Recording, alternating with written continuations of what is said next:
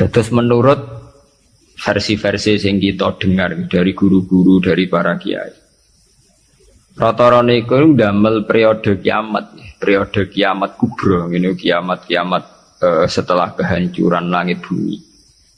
Niku wonten periode pertama. Ini ku trompetan pertama itu melahirkan guncangan, terus dados kiamat kubra. Terus kedua niku bahas. Ini ku sebagian kiai, sebagian ulama nafsiran yaumatar jufur rodifah, rojifah tasawuhan apa rodifah. Kulu bu yauma idzin apa wajifah. Ini sami sedanten. Rata-rata ulama darani malaikat sing nyekel trompet utawi sing calon nyebut trompet malaikat Israfil. Karena kiamat itu sudah dekat. Niku sampai ada yang mengatakan bahwa trompet malaikat Israfil itu sudah di mulut, jadi wis di mulut. Karena apa? Nyebut. Dan semua ayat Quran menunjukkan memang kalau kiamat sudah dekat. Semua redaksi Quran niku semua menjelaskan bahwa kiamat itu sangat dekat. Nah, jenengan tangklet dari diinformasikan dekat. Nggih. Ben sampean gak salah paham ya. Dari diinformasikan dekat itu mulai zaman Rasulullah sampai sekarang maupun 1428 Hijriah. Hampir 16 abad. Niku mawon ngangge tahun Hijriah. Tapi lalu dalam masa ribuan lebih kok belum juga datang. Nah ini pentingnya satu metode ilmiah. Rata-rata mufassir itu menafsirkan bahwa sesuatu yang pasti terjadi itu dekat. Nah, apapun jumlah waktu, kepanjangnya waktu, kalau pasti terjadi itu pasti dekat. Makanya dalam kitab-kitab kalau diterangkan ala inna sa'ata qarib bahwa kiamat itu dekat, mesti rata-rata mufassir mengatakan fa inna kulla atin qaribun, karena setiap yang akan datang pasti dihukumi dekat. Kayak kita ini dengan kematian. Kematian kita mungkin ada yang sampai umur 70 tahun, 60 tahun. Tapi karena kita ini pasti mati, itu seakan-akan asal eling mau nih grogi tenan. Eling tok nih apa? Grogi. Karena kita yakin itu pasti terjadi. Itu satu metode untuk menerangkan bahwa dekat itu karena mesti terjadi. Metode kedua niku berbanding dengan umur dunia.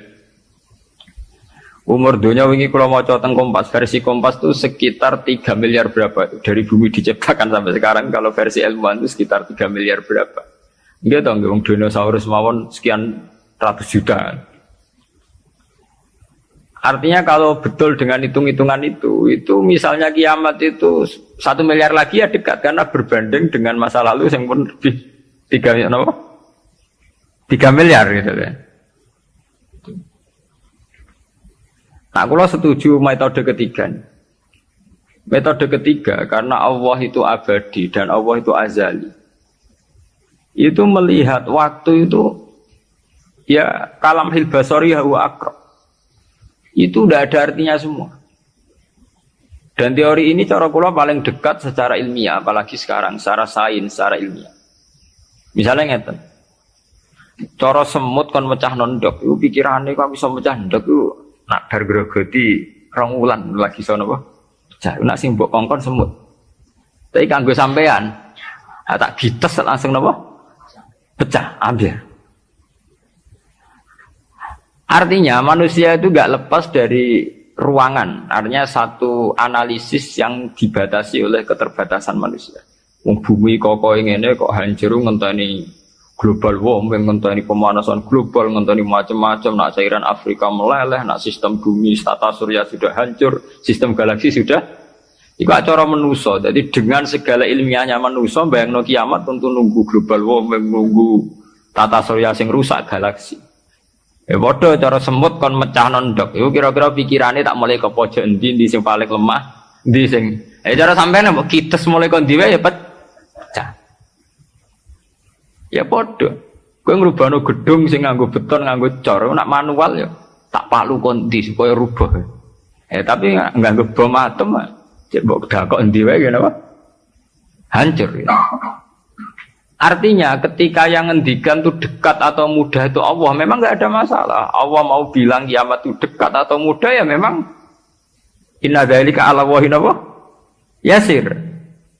Makanya Allah itu sering berkali-kali kalau cerita kiamat, cerita hal mukhal mesti ditutup inna dzalika 'ala Allahi yasir. Wa kana dzalika 'ala Allahi yasir. Itu mudah bagi Allah, itu mudah bagi Allah. Ya karena bagi Allah ya tidak mudah, bagi selain Allah tentu tidak mudah. Lah anak ngono kan pun kelepan ya memang enggak masalah kan. Allah cerita parek cek gampang urus-urusane pangeran, kita ora usah melok meh. Pangeran nak metu mokonge nek ngendikan la yusalu amma yafalu wa hum misal. Bentone manusa wae sering analisis pangeran mbek teorine manusa. Ya mesti ora sambung wong Allah iku azali dianalisis mbek sesuatu sing hadis sing sekarang, sing profan, sing rusak. Makanya para pencari Tuhan yang murni dengan rasional tentu tidak akan ketemu karena dia akan mengkiaskan barang-barang hadis untuk meneliti barang-barang azal. Ini wow, contoh paling gampang nih wow. Bahwa manusia itu cara berpikir itu pun mesti dibatasi dengan ruang dan waktu. Padahal pangeran, bukan butuh ruang, bukan butuh apa waktu. Ini gua mau apa? Ya contoh termudah itu. Contoh termudah, jika kita nganggap kiamat, itu tentu dengan teori rasional kita akan bicara tentang bumi tua sekian tahun lagi. Sistem galaksi itu per tahun bergeser sekian, kayak laut.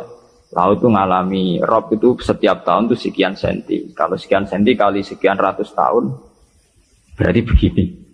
Pemanasan global ya gitu, kalau kena emisi karbon sekian tahun sekian, berarti sekian ratus tahun kemudian sudah begini kan bisa dihitung secara sains.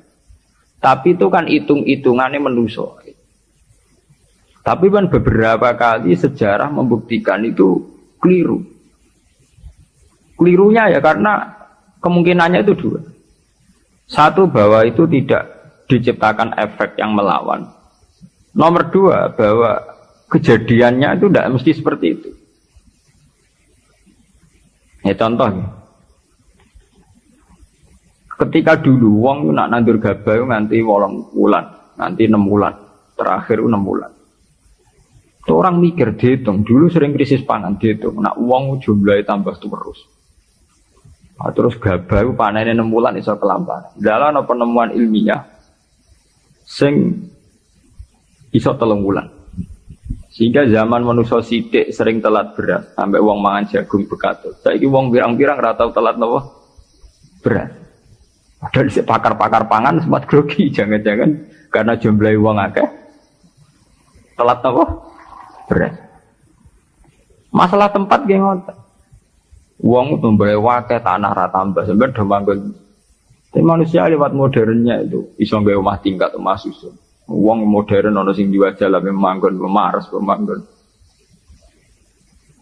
Artinya manusia dengan segala kekhawatiran terhadap fenomena alam yang mesti terjadi juga banyak manusia yang mengantisipasi itu lewat penemuan ilmiah juga. Itu ya rawan klop, rawan apa? Klop. Artinya semua teorinya manusia itu mau berbicara tentang sebab akibat dan itu bisa diantisipasi terus. Bisa diantisipasi terus. Ya, mulane istilah Quran nak ngenyak manusa niku walakin aksarahum la ya'lamun ya'lamuna zahiran minal hayatid dunya. Paling banter manusa iku mau ya'lamuna zahiran minal hayatid dunya. Yang diketahui itu hanya kulitnya saja, lahirnya saja. Gampangannya dokter meriksa saiki lara pemah mergo mangane ra tertib. Ya kan secara profesional dia pakai standar objektif kalau makannya tidak tertib itu lahir mah. Sekarang ini namanya mah. Tapi bagi keluarga itu mungkin tertib piye, tertib butuh ekonomi tertib, penghasilan tertib kan. Tentu itu nggak dianggap masalah mah, masalah ekonomi. Orang dianggap masalah mah, tapi dianggap masalah apa? Ekonomi. Nah nanti bagi yang lain semua ahli saraf, ahli apa itu tidak murni dianggap masalah mah atau masalah telat makan, lebih ke psikologis. Bahwa saraf itu punya ketahanan sekian. Kalau secara psikologi tertekan, maka tingkat ketahanan pada penyakit hanya sekian. Jadi awal-awalnya karena pikiran saking sering kacau nih. Karena sering telat lah, nak kondisi sarafnya itu, kondisi psikologinya itu stabil. Itu tingkat imunitas, tingkat kekebalan terhadap penyakit juga sekian. Artinya tidak pati riskan, tidak pati rawan kena apa? Penyakit. Itu kan sudah 3 versi. Ya sama nanti kejadiannya kiamat ya begitu. Macam-macam. Nah, tapi yang jelas kata para ulama-ulama itu, terutama ulama-ulama sing ahli hakikat, kiamat itu apapun gambarannya yang digambarkan ulama itu hanya gambaran-gambaran betapa sesuatu yang kita hinggapi sekarang, kita singgahi sekarang itu fanin, akan rusak. Kullu man 'alaiha fani wa yabqa wajhu rabbika dzul jalali wal ikram, bahwa semuanya itu akan rusak musnah. Karena apa? Bagi yang nglakoni, sing nglakoni untuk hancur walang-walang ora usah ngenteni kiamat kubra. Kowe nek semua atek ning jero kuburan balunge wis walang-walang, wis dadi pestane cacing dan sebagainya. Makanya ulama-ulama ngendikan, kowe ora usah bakas kiamat. Kiamat ku jek enak. Nah gitu bunga-bunga wong akeh kancane napa? Akeh. Kiamat tem dhewe rak mati dhewean. Wong padha. Malah luwih ngeri kiamat pribadi. Nggih sami to nggih. Wong kena longsore tanah. Nak cara sing dahsyat iku kaya nak bumi rubuh utawa bumi hancur sawangane dahsyat. Tapi bagi sing lakoni sami mawon. Sampeyan jajal lah wis tak pendem dhewean. Bae biasa-biasa ae cara sampean tetep bagi sing dipendem tetep ora biasa lho.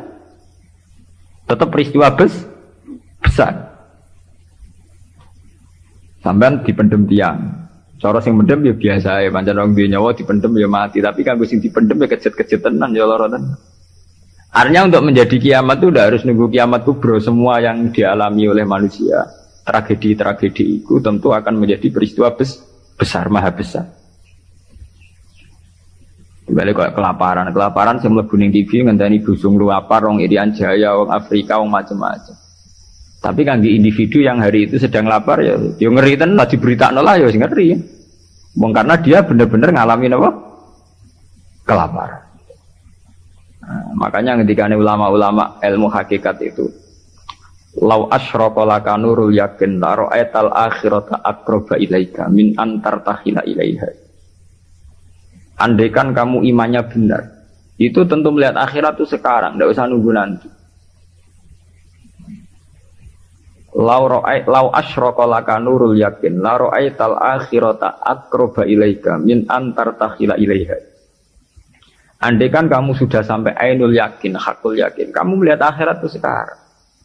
Tidak usah nanti-nanti nunggu mati atau nunggu ono ba'at, nunggu swarga napa? Neraka. Kenapa? Yaitu tadi.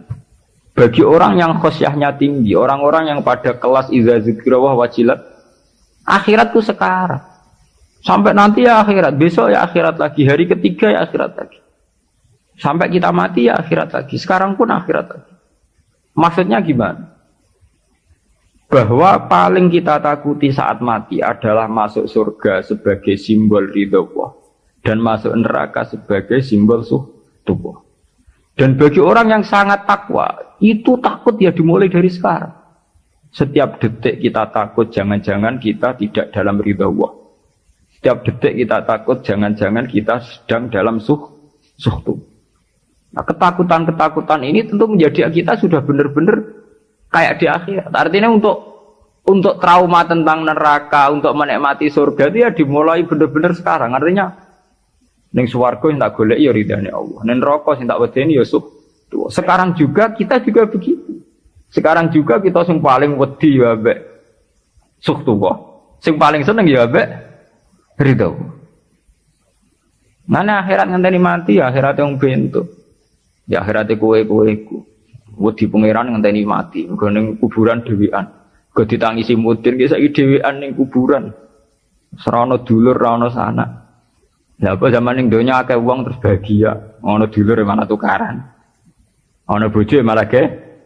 Saiki kowe lara ning kuburan dhewean ra ono anak, mana ana anak geger malah mbek anak. Ha mudin ya ilmiah. Apa? Mudin itu tiba menangi dhewe nek ning nglakoni rutin. Kan apa nak dhewean terus lara kan mboten mesti to. Ada kok anak bojo, zaman ning dunia malah kadang anak bojo masalah teman. Itu artinya apa? Itu tadi. Kiamat itu ada, ba'ats itu ada. Kita nanti mati, nanti kita dihisab. Tapi seorang mukmin sejati tentu tidak akan menunggu hisab itu datang nanti. Mulai sekarang itu takut hisab. Makanya sampai Rasulullah ngendikan hasibu anfusakum qabla an tuhasabu. Kowe ngitung awakmu yo saiki, ngrasa awakmu mbok evaluasi terus, mbok hisab terus. Ya Allah, hari ini saya melakukan amal baik berapa, amal jelek saya berapa. Qabla an tuhasabu, sebelum benar-benar hisab itu nanti nyata. Audit dari Tuhan nanti belum. Makanya Rasulullah itu nganggap kiamat ya biasa mawon, sesuatu yang kecil yang biasa. Mati oleh Rasulullah jaga biasa. Karena bagi orang yang takwa, tentu dalam hidup itu sendiri yang diperjuangkan. Gimana setiap detik, setiap hari ada evaluasi. Saya ini sedang dalam ridha Allah atau dalam suhtullah. Nah, orang yang sudah begini ini yang masuk innamal mu'minuna alladzina idza dzukirallahu wajilat. Nah, anakku ya ora wajilat bayangno. Waduh, ketemu Allah ning kiamat amalku elek tok sok ben piye. Lah apa saiki ra ketemu pangeran den giendo, ketemu pangeran ning ngenteni kiamat. Lha iku jenenge kalah innahum ar-rabbi yawma idzil mahjubun. Njen bekicap uripe ubek napa? Jogeman utek ngene utek elek. Jogeman urip. Duh koyo apa menang ning akhirat gak sewangu, mau ketemu pangeran. Wedi ngono ora usah ngentek esuk mpe.